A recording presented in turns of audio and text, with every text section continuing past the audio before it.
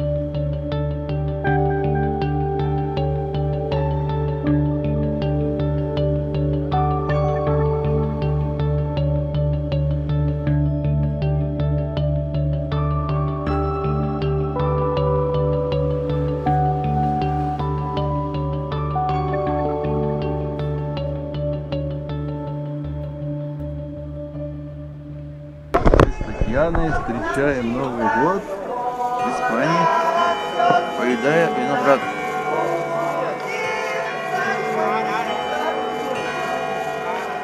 По традиции. Да, надо успеть съесть виноград.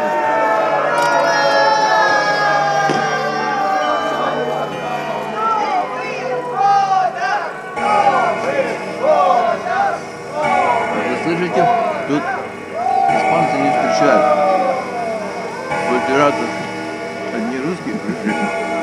И грузины.